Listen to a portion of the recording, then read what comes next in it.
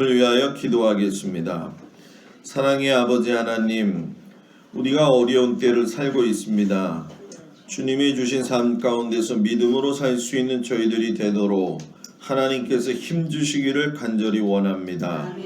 오늘도 아버지 하나님께서 주시는 말씀을 붙들고 아버지 세상에서 승리할 수 있는 믿음을 주시고 세상 것과 하나님의 것을 비교도 하지 말게 하시고 하나님의 것에 순종하고 보며 나아갈 수 있는 은혜를 베풀어 주옵소서.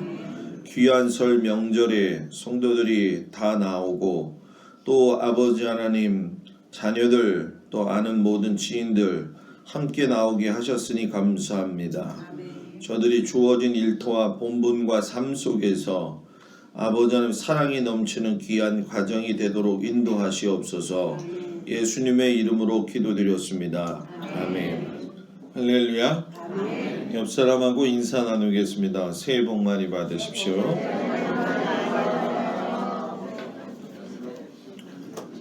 우리 하나님의 사랑이 모든 성도들 가정에 함께 하시길 주의 이름으로 축복합니다.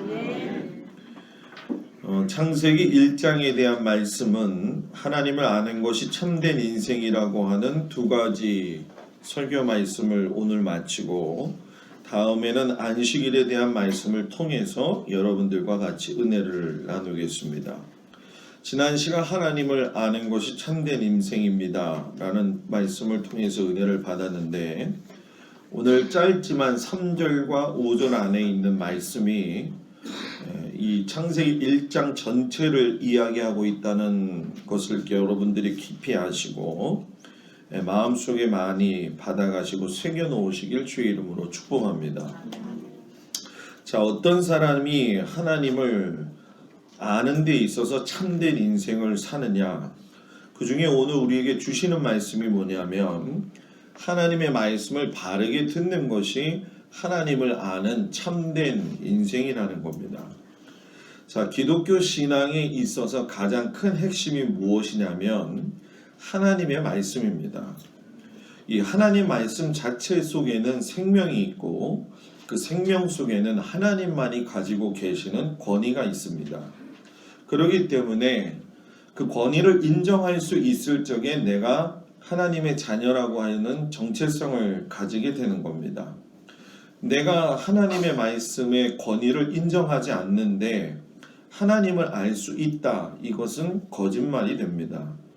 그래서 하나님께서 오늘 말씀 속에 보면 말씀하셨다라고 하는 이 이야기를 내 입술을 통해서 고백할 수 있고 믿을 수 있다는 것은 우주 만물을 만드신 분이 하나님이시라는 것, 그리고 모든 무질서를 갖다가 새 질서로 만드신 것을 하나님이 하셨다라고 하는 고유의 권한에 대해서 내가 고백하는 아주 중요한 믿음의 고백이 됩니다. 하나님의 영광, 우리가 하나님의 존재 이런 단어를 많이 사용하고 있는데 사용하는 것과 인정하는 것은 다릅니다. 하나님의 말씀, 하나님의 영광, 존재를 알고 있는 사람은 가다가 지키지 않을 수도 있습니다. 그러나 인정하는 사람들은 자신의 삶 속에서 하나님의 말씀의 권위와 영광과 존재가 드러나기 위해서 자연스럽게 나오는 것이 있습니다. 그것이 무엇이냐면 바로 순종이라는 겁니다. 순종은 그래서 목사가 강제적으로 요구하고 또 여러분들이 순종해야 되겠다라고 하는 걸 입으로만 해서 될 문제가 아닙니다.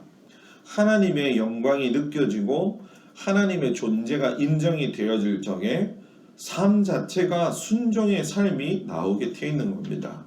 그래서 순종은 입으로 하는 게 아니라 하나님을 바로 알아야지만이 참된 순종이 나올 수 있다는 거예요. 그렇기 때문에 우리가 정상적인 순종이라고 하는 건 누가 말하지 않아도 내 삶에서 자연스럽게 나오게 되는 겁니다. 자, 우리가 지난주 말씀을 보면서 1절에서 5절까지 연결해서 보게 되면 이 천지 만물이 지어지기 전에 혼돈과 어둠이 있었다 이렇게 이야기를 합니다. 그렇게 혼돈과 어둠만 있던 창조 이전의 모습 속에서 하나님이 말씀하셨다라고 하는 단어는 언급이 한 번도 되지를 않습니다. 그리고 나서 오늘 이 3절에서 하나님이 이르시되 이렇게 이야기를 하죠. 하나님이 이르시되 이 이야기는 다른 말로 하면 하나님이 말씀하시기를 이 이야기입니다. 하나님이 말씀하셨다. 히브리어로 이야기하면 와이메르 엘로힘이라고 이야기를 합니다. 자, 하나님이 말씀을 어둠과 그리고 아무것도 있지 않는 혼돈된 상태에서는 말씀하지 않으셨는데 이제 3절에 들어가면서 하나님이 말씀하시기를 쫙 이야기를 하는 순간에 하나님의 말씀이 진리시기 때문에 순간적으로 한 번에 끝나는 게 아니라 계속적으로 말씀을 하시면서 지속적인 생명의 능력을 하나님이 만들어 내십니다. 이것이 바로 우리가 알고 있지 못하는 하나님의 절대적인 권위입니다. 이것이 믿어지는 것이 바로 믿음인 것이고 믿어졌던 것이 마음에 있어서 행동으로 나와서 하나님을 섬기고 예배를 드리는 것이 경배의 모습이고 순종의 모습입니다. 그러니까 천지창조가 하나님의 말씀에서 시작이 되었는데 이 천하 만물의 생명력이 어디서 나오냐면 하나님의 말씀입니다. 말씀은 그냥 하는 게 아니라 죽은 사람은 말이 없습니다. 살아있는 사람이 말할 수 있는 것처럼 하나님이 살아 계시기 때문에 말씀하신 겁니다. 그 말씀하신 것이 시작이 되어서 온 천하 만물의 모든 것들에 생명이 들어갔다는 겁니다. 그러니까 그 하나님의 말씀에는 하나님의 숨이 있는 것이고 하나님의 호흡이 있는 것이고 하나님의 생기가 있는 것입니다.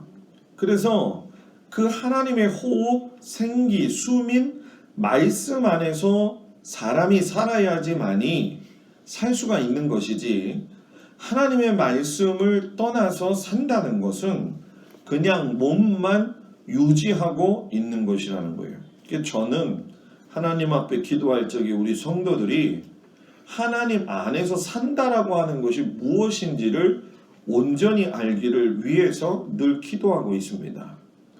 여러분과 저는 하나님의 자녀입니다. 자녀는 하나님에 대한 믿음이 있어야 됩니다.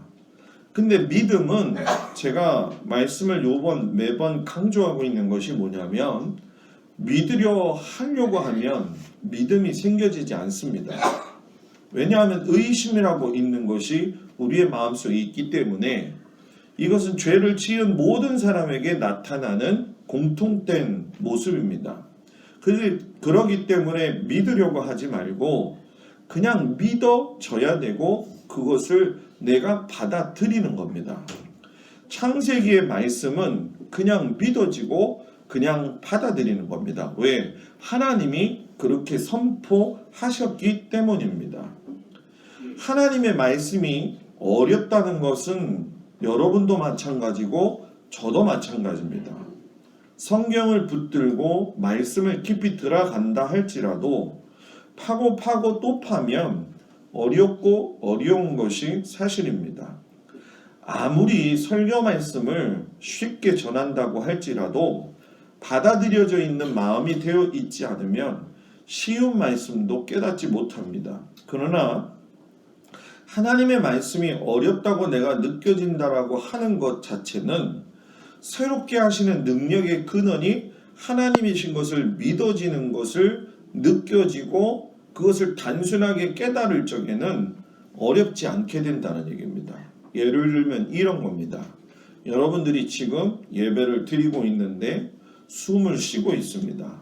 호흡을 하고 있습니다. 그런데 여러분들 가운데서 지금 이 숨이나 호흡을 인식하면서 어떻게든 살려고 막 기를 쓰고 호흡을 하지는 않습니다. 내가 기를 쓰지 않아도 그냥 앉아 있어도 숨이 진행이 되고 호흡이 있는 것과 같다는 거예요. 그러니까 하나님의 말씀이 어렵고 느껴지지 않기 위해서는 내가 숨과 호흡을 자연스럽게 하는 것처럼 신앙의 삶을 그렇게 살아야지만이 하나님의 말씀이 어렵지 않은 겁니다. 왜 어렵느냐?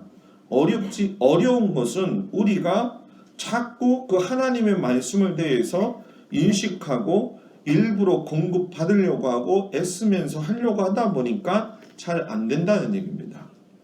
그래서 세상의 모든 것이 하나님의 말씀 곧 생명력인 숨, 호흡에서 시작되지 않은 것이 없습니다. 근데 이제 가슴 아픈 건 우리가 죄가 들어옴으로 인해서 사람의 마음과 하나님의 마음 가운데에 장벽이 세워졌다는 거죠. 그 죄의 장벽이 하나님의 숨과 호흡이 나에게 오지 못하도록 만드는 철저한 장벽입니다. 그래서 내가 죄를 짓지 아니하고 하나님의 숨과 호흡을 살기 위해서 그 벽을 허물어져 갈 때에 그 속 안에서 하나님의 생명력을 느낄 수가 있는 것이고 깨달아진다는 겁니다. 우리의 인생 연한과 삶의 질 그리고 내용까지도 어떤 경우에는 여러분 하나님의 숨, 호흡을 느끼지 못하기 때문에 다른 것을 찾으려고 할 때가 있습니다. 그 대체물을 자꾸 찾으려고 하다 보니까 세상 것이 더 중요하게 보이는 것이고 세상 것이 더 즐겁게 보이는 겁니다. 그런데 우리는 하나님의 자녀입니다. 말씀이 생명입니다. 말씀이 하나님이 주신 호흡입니다. 말씀 속에 하나님의 숨이 있습니다. 대체할 수 있는 것들이 없습니다. 이걸 믿는 게 여러분들의 믿음이고 저의 목회의 소명입니다. 이 믿음이 여러분들 안에서 흔들리지 않고 그것을 따라 살 수 있는 은혜가 여러분들 가운데 있기를 축복합니다. 하나님을 바르게 아는 사람은 인생을 살 적에 하나님이 아닌 대체물을 찾으려고 하지 않습니다. 자기를 드러내지 않고 자랑하지도 않습니다. 생명이신 하나님만을 붙들려고 삽니다. 요한복음 1장 14절에 보면 여러분이 잘 아시는 말씀이 있어요. 말씀이 육신이 되어 우리 가운데 거하심에 우리가 그 영광을 보니 아버지 독생자의 영광이요 은혜와 진리가 뭐했더라? 충만하더라. 이렇게 얘기를 합니다. 사도 요한이 창세기의 말씀을 읽으면서 태초의 사역이 뭐예요? 하나님의 말씀으로 이루어졌다라고 하는 걸 이야기합니다. 자, 여기서 우리가 한 가지 생각해야 될 것, 창세기의 저자는 모세입니다. 그리고 요한복음의 저자는 사도 요한입니다. 그런데 지금 사도 요한이 누구의 텍스트를 가지고 지금 이 요한복음을 해석하고 있습니까? 모세가 지은 창세기의 말씀을 보고 자기가 지금 텍스트를 해석하고 있다는 거예요. 그냥 어떻게 뚱딴지 같이 해석한 게 아니라 말씀의 구약의 말씀을 근거로 해서 신약의 예수님의 모습이 어떻게 나타나는지를 가르쳐주고 있다는 얘기입니다. 이걸 여러분들이 꼭 기억을 해야 되고 잊지 말아야 됩니다. 자, 그 하나님의 말씀이 숨이 있고 호흡이 있고 생명이 있어서 말하면 모든 것이 살아나고 즉각적으로 생겼다는 거예요. 근데 그 말씀이 신약에서 육신이 되어서 왔는데 그 말씀을 로고스라고 이야기하고 진리라고 이야기합니다. 그 로고스 되신 분, 진리로 오신 분이 여러분 바로 예수님입니다. 그러니까 진리는 보이는 겁니까? 안 보이는 겁니까? 진리는 보이는 겁니다. 안 보이는 게 아니라 보이는 겁니다. 왜? 이미 예수님이 오셔서 보여주고 가셨기 때문에 보이는 겁니다. 근데 우리는 안 보인다고 생각합니다. 진리 되신 예수님은 육신이 되어 우리 가운데 벌써 오셔서 우리에게 확실하게 분명하게 보여주셨습니다.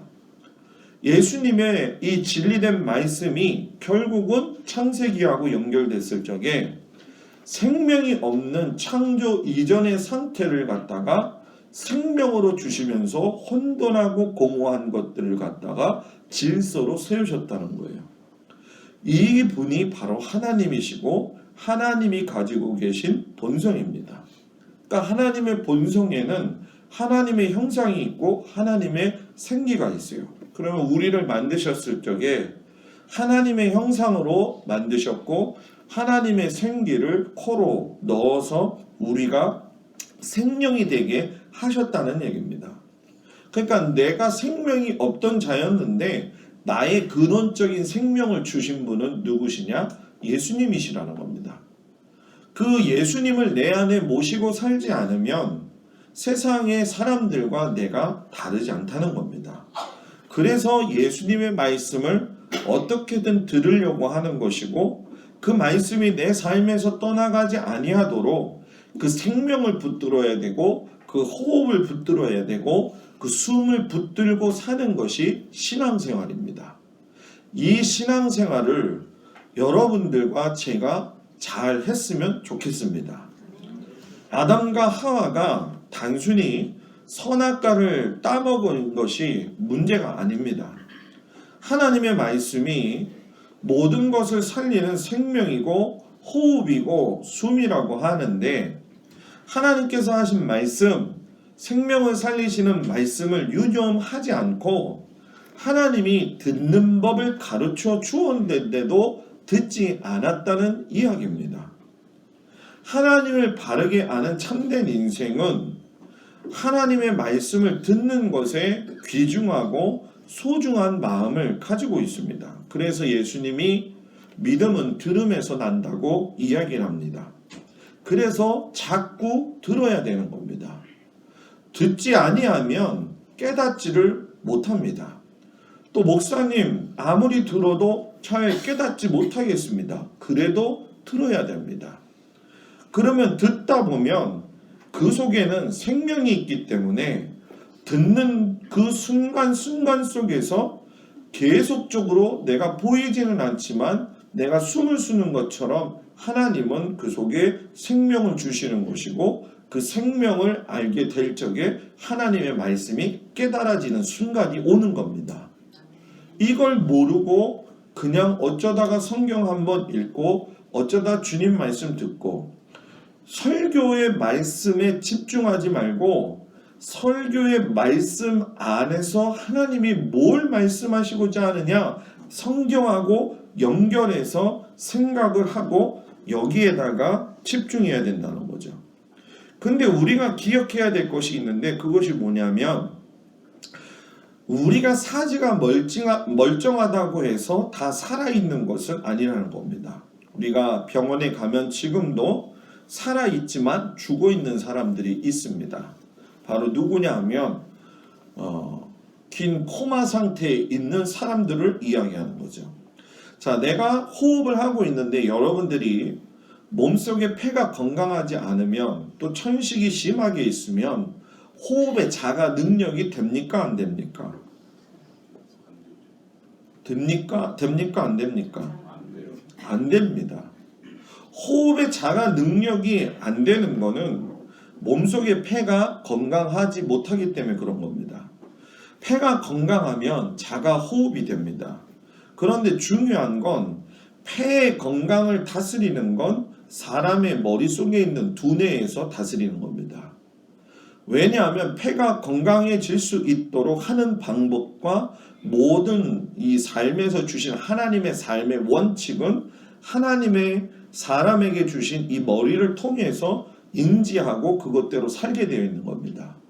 그렇기 때문에 사람의 눈에 보이지는 않지만 이 머리가 중요한 게 뭡니까? 머리가 고장나면 다 고장이 나는 겁니다. 성도가 예수님을 하나님을 머리로 인정할 적에 고장난 인생이 되지 않는 겁니다. 공기가 깨끗해야 됩니다. 요즘 여자들이 담배를 피지도 않는데 폐암에 걸리는 이유가 나왔습니다. 여러분 뭐 때문입니까? 집에서 도시가스를 많이 틀고 살기 때문에 이거 나오는 바람에 인버터 사용하는 사람들이 굉장히 많아졌다고 합니다. 그 보이지 않는 가스가 여자가 담배를 피지 않아도 간접적으로 폐가 나빠지는 결정적인 요소가 됐고, 우리나라에서도 마찬가지지만 중국의 미세먼지로 인해서 중국 사람들 자체도 어려움을 당하고 있습니다. 자, 이게 왜 일어나는 얘기예요? 공기입니다. 공기. 공기가 깨끗해야지 머리가 깨끗해지고 몸이 깨끗해진다는 얘기입니다. 공기는 뭐냐? 하나님이 주시는 성령입니다. 성령으로 깨끗게 하시는 걸 내 머리가 받아들여야 됩니다. 그 머리가 받아들여질 적에 그 하나님의 생명의 숨이 우리에게 들어오는 겁니다. 그래서 하나님의 말씀은 자꾸 들어야 됩니다. 자꾸 시간만 나면 할애해야 됩니다. 그런데 이스라엘 백성들이 하나님이 그렇게 말씀하셨는데 듣지 않았습니다. 왜 이 듣는 게 중요하냐? 지금 여러분들이나 제가 무엇을 듣느냐가 정말 중요한 겁니다. 왜냐하면 사람은 듣는 대로 말하고 생각하고 결과를 유추하고 행동으로 마무리를 합니다. 그래서 세상의 말을 많이 듣다 보면 하나님의 말씀의 진위 여부에는 관심이 없습니다. 성도가 세상의 말을 많이 듣게 되다 보면 하나님이 말씀하신 말씀의 진위 여부보다는 세상이 얘기하고 있는 진위 여부에 대해서 초점을 가지게 됩니다. 성도가 세상의 진위 여부를 가지고 살다 보면 하나님의 말씀에 대한 진위 여부를 잘 모릅니다. 모른다는 건 뭐냐? 일부러 엇길로 나갈 수 있다는 겁니다. 그게 뭐냐? 교만이라는 겁니다. 그래서 여러분, 우리가 신앙생활이 깊어지면 깊어질수록 또 하나님을 알아가면 알아갈수록 우리가 서로 허물이 많다 할지라도 덮어줄 수 있는 것이고, 또 말에 실수가 있는 것도 자신 스스로가 알아가면서 자기들 스스로가 하나님께서 말씀하시는 것이 깨달아지고 삶에 적용이 되어진다는 거예요. 그러니까 하나님을 아는 사람은 생명을 살리는 말씀이 누구에게서 나오는 걸 알고 있습니까? 하나님을 아는 사람은 생명을 살리는 말씀이 누구에게서 나오는 것을 알고 있습니까? 하나님에게서 나오는 걸 알고 있습니다. 음식을 편식하면 안 됩니다. 편식을 하면 사람의 몸을 건강하게 하지 못합니다. 음식을 가려서 먹지 말고 골고루 먹어야 피와 살이 됩니다. 하나님의 자녀가 건강하게 살려면 하나님의 말씀을 가려 먹지 말고 충분히 흡수할 수 있는 소화 능력이 있어야 됩니다. 이것이 어떤 말씀이든 생명을 살리는 말씀이라고 한다면 붙들어야 됩니다. 그래서 말씀이 믿어지고 말씀을 알게 되면은 하나님을 잘 알게 됩니다. 하나님을 잘 알게 되면 성도로서가 되는 것이 먼저 중요한 게 아니라 사람의 됨됨이가 원래 하나님께서 만드신 목적이기 때문에 성도가 사람의 됨됨이가 나오는 겁니다.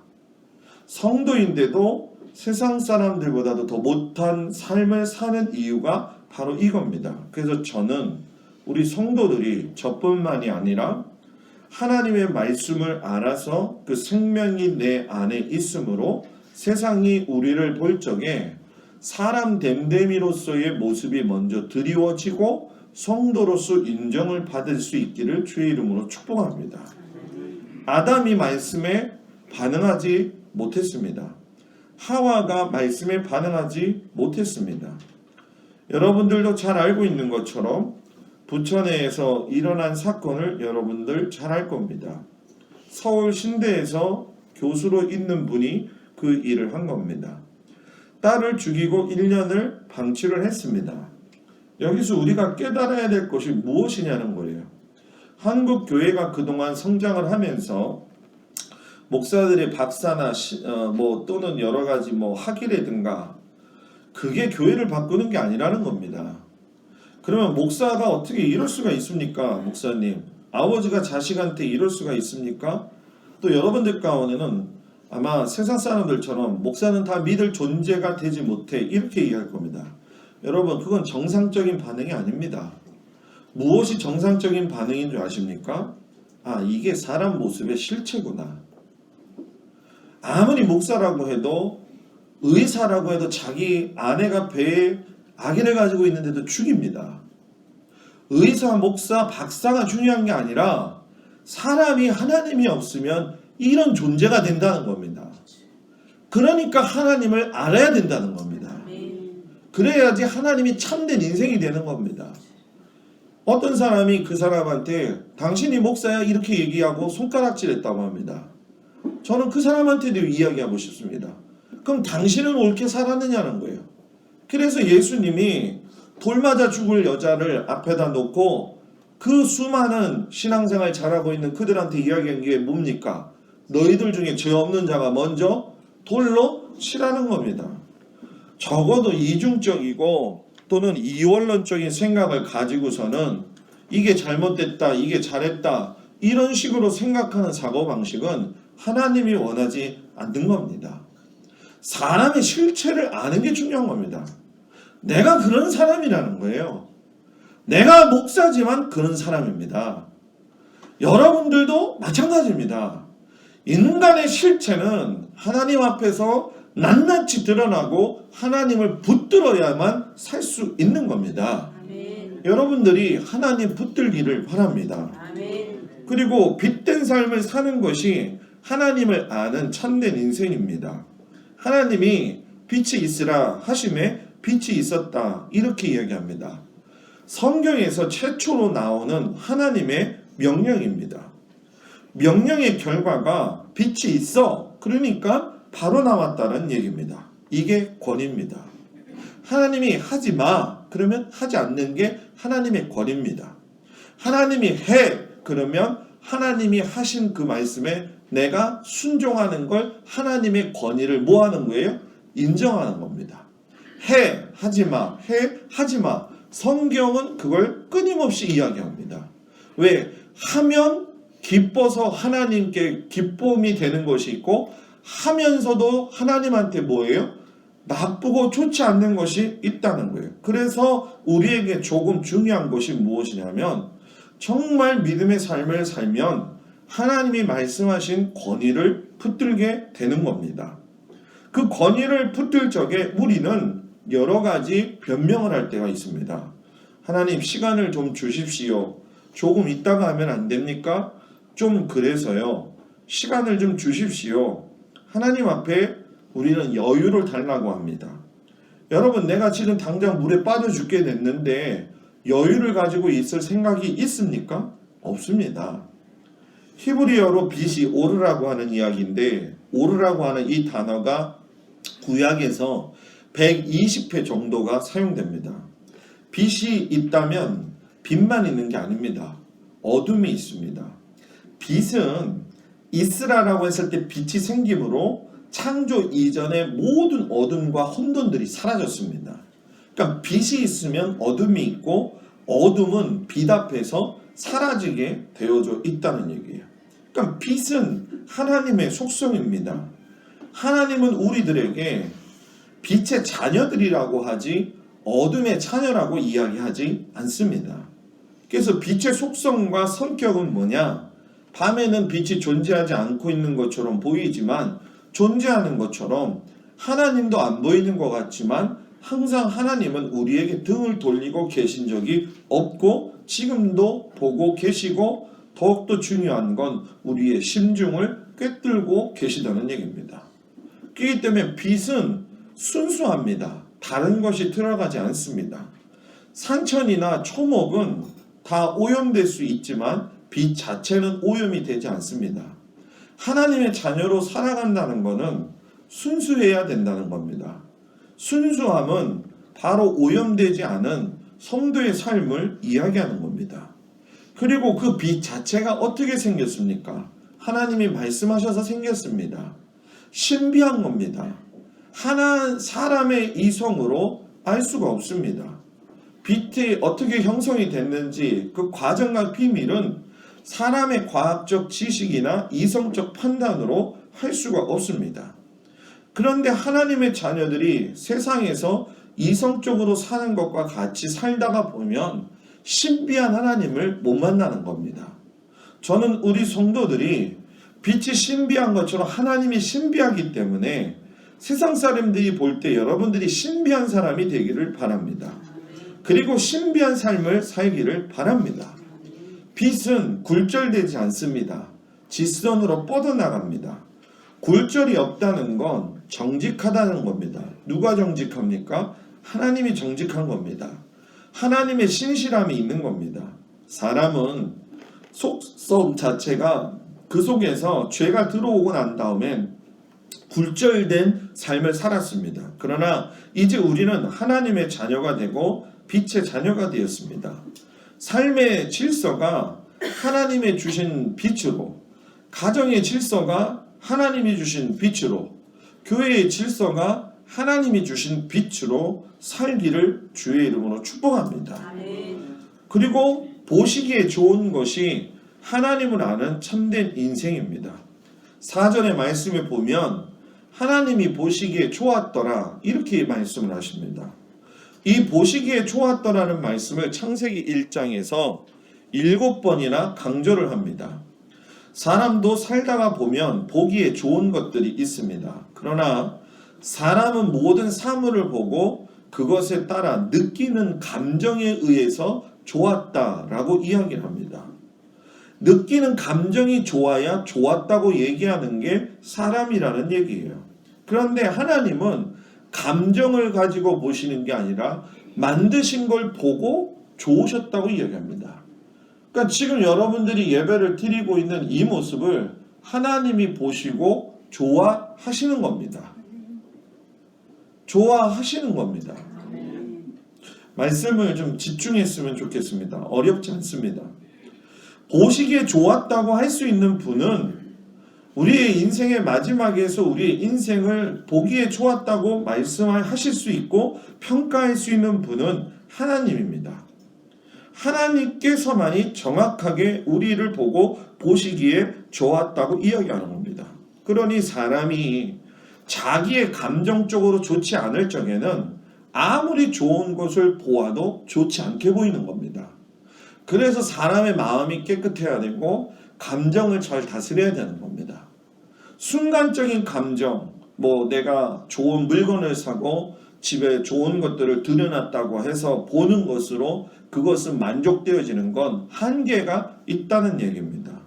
그래서 하나님의 마음을 가지고 하나님의 말씀을 가지게 되면 그 속에서 여러분 뭡니까? 하나님이 보시기에 내가 어떤 모습일까 생각을 할까요? 안 할까요? 생각을 하게 됩니다. 내가 하나님 앞에서 어떤 사람인가? 하나님 내가 목사입니다. 하나님 내가 장로입니다. 하나님 내가 권사입니다. 하나님 내가 집사입니다.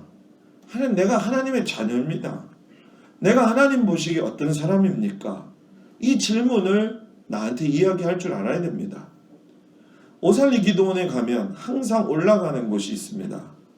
거기에는 동산이라고 이야기하지만 공동묘지입니다. 모든 성도들이 잠든 곳입니다. 저는 매번 올라갈 적에 그곳에 가서 그 산 꼭대기까지 걸어 올라가면서 무덤 하나하나를 봅니다.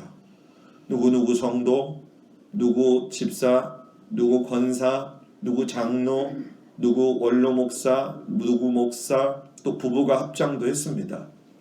정상 꼭대기에 올라가서 보게 되면 수많은 차들이 지나가고 사람들이 왔다 갔다 합니다. 그러나 그 앞에 있는 무덤에 있는 사람들은 말이 없습니다.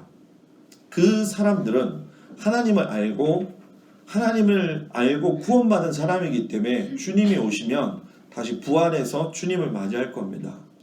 저는 보면서 거기서 이 질문을 한 겁니다. 내가 오늘 하나님 앞에 어떤 사람인가? 하나님이 보시기에 좋은 사람인가?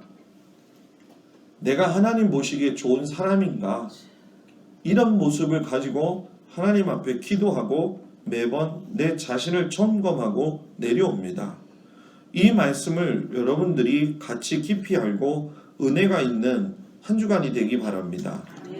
마지막으로 세상과 분리되는 것을 아는 자가 하나님을 아는 겁니다. 하나님이 빛과 어둠을 나누었다고 했습니다. 빛과 어둠은 공존하지 않는다는 겁니다. 분리되어졌다는 얘기입니다.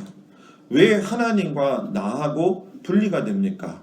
이사야서 59장 1절에 2절에 보면 여호와의 손이 짧아서 구원치 못하심도 아니고 귀가 둔하여 듣지 못하심도 아니고 오직 너희 죄악이 너희와 너희 하나님 사이를 내었고 너희 죄가 그 얼굴을 가리워서 듣지 않게 하였다. 이렇게 얘기합니다. 죄 때문입니다. 죄를 다스려야 됩니다. 죄를 우리가 우리 힘으로 다스릴 수가 없습니다.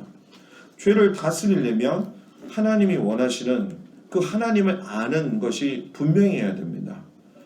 레위기 20장 24절에 보면 너희가 그들의 땅을 기업으로 얻을 것이라 내가 그 땅 곧 젖과 꿀이 흐르는 땅으로 너희에게 주어 유업을 삼게 하리라 하였노라.